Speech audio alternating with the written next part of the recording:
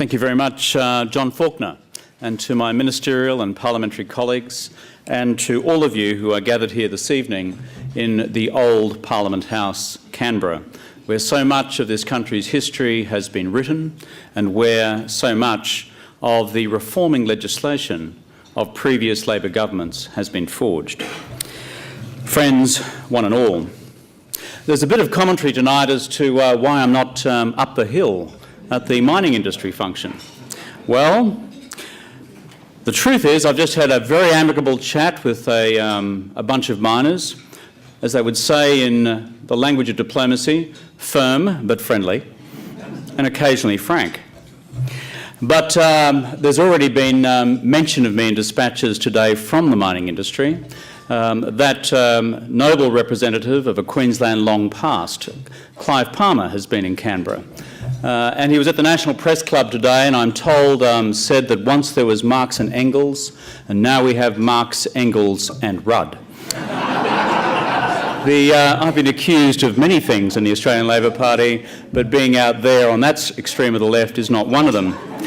I find it, however, passing strange that Clive Palmer could refer to Marx, Engels and Rudd coming from a bloke who, by all reports, has made most of his millions from Chairman Mao's China. But that's simply a matter of detail. Of course, Andrew Fisher himself was a miner. At least he worked in a mine. In fact, he began in the mines of Ayrshire in Scotland before moving to the mines of Queensland in the city of Gympie.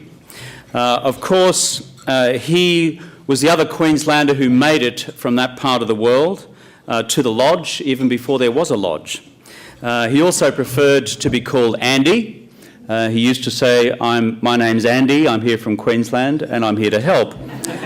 He liked wearing boots rather than shoes. He had a pretty serious work ethic, and he also spoke a foreign language, Scottish. He had a very big reform agenda, as John Faulkner has just reminded us, some 100 laws plus through the Parliament. He took an unnatural interest in the proper functioning of bureaucracy. He created a department called the Prime Minister's Department. And of all these things, of course, I'm an admirer of Andrew Fisher. There's one thing I don't seek to emulate him on, however. He did lose that second election. I'm planning to win the second election for the Australian Labor Party and win it well. There's a second area where we have a little difference, is that while I might have my odd argument with the occasional Australian newspaper, Andy Fisher went to the extreme of then setting up his own newspaper, the Gympie Truth.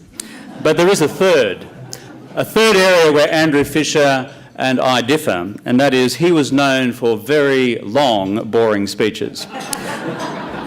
I noticed all of those who laughed at that point, including, would you believe it, his campaign speech for the 1910 election delivered in the Gympie Town Hall, which was a 34,000-word campaign speech, which lasted a full 3 hours. That's what I call endurance, that's what I call determination, that's what I call persistence. And this evening you have my firm assurance that the speech will go no longer than 2 hours. The story of the Australian Labor Party is a story of hope triumphing over fear. It is also our nation's story, our nation's past and our nation's future. A continuing narrative throughout Australia's history that says it is better to build up than it is to tear down. That it is better to build a nation than to wait for someone else to build a nation for us. That it is better to create opportunity for all rather than tolerate opportunity only for a few. That it is better to face the future rather than to fear the future. The story of Labor is a story of the triumph of hope over fear. A story that says afresh to each generation that we can build a better Australia, a stronger Australia, a fairer Australia, an Australia in which all our families can aspire to be a better and brighter future for the members of those families. and an Australia that proudly raises its independent voice in the councils of the world and dares to believe that together we can also build a better world. Friends, this is the continuing mission of Labor. These are the continuing values of Labor. This is the continuing purpose of Labor. Hope triumphing over fear.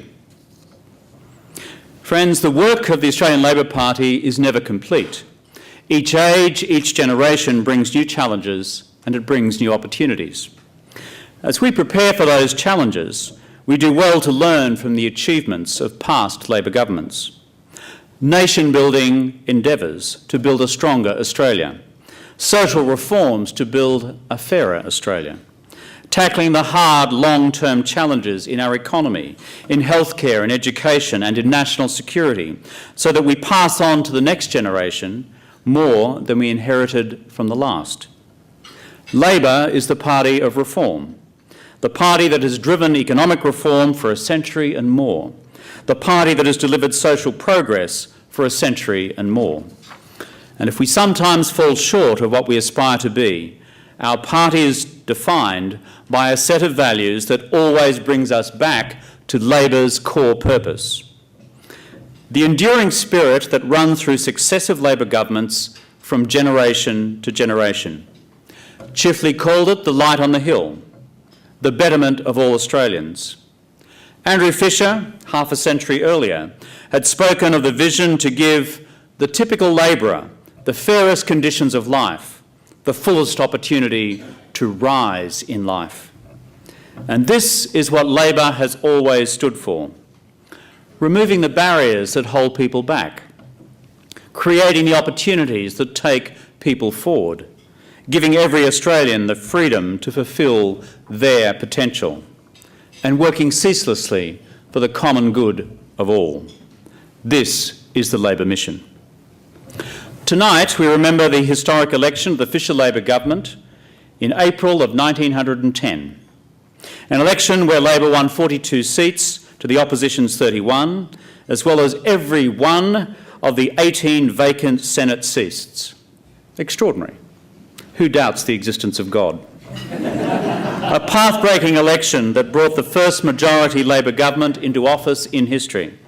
An election that proved Labor could govern responsibly and govern successfully. The man who made all that possible was Andrew Fisher. By any objective standard, Fisher stands tall in the pantheon of great Labor leaders. In every sense, he stands as a great Labor leader alongside Curtin, alongside Chilfey. Fisher made Labor an effective national political force. He built foundations for ongoing political success. And without the split over conscription, Labor might well have dominated the politics of the decades that followed. Indeed, had Fisher stayed in office, the party split over conscription would never have occurred.